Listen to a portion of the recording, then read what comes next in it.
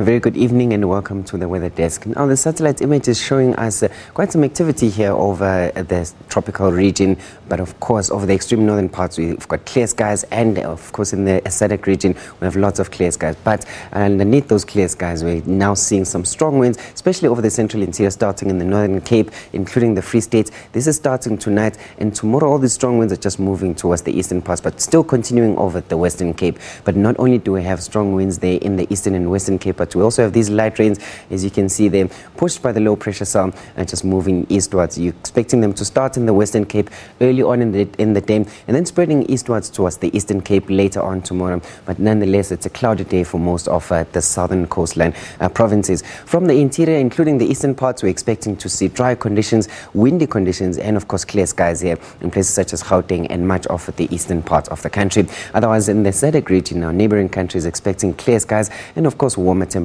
But in the southern parts, we're still expecting a maximum of 16 there in Cape Town, while Sutherland is only peaking at 10 degrees. Much cooler temperatures across the eastern and western Cape province, including much of the northern Cape. But as we start over the central parts of the continent, we're seeing now warmer temperatures in Bloemfontein at 27, hotter in Pretoria with a maximum of 30 degrees, while Polokwane is at 28 with the clear skies, including most of the neighboring countries. We're seeing Beitbridge at 34 degrees. As you can see there, Botswana is all above 30 degrees, much hotter temperatures. But Namibia's southern parts, we're talking Luderitz and Keetmanshoop, those places are expecting cooler temperatures. As you can see, the shade of green, much like southern African temperatures. But in Madagascar, that's where we're seeing cooler temperatures, especially over the eastern coastline, while in the west now, hotter temperatures, Mahajanga peaking at 31. Now further towards the northern parts, where we're expecting to see the ITCZ is disintegrating and of course developing once again later tomorrow, with isolated showers expected for much of the DRC region, including the neighboring Cameroon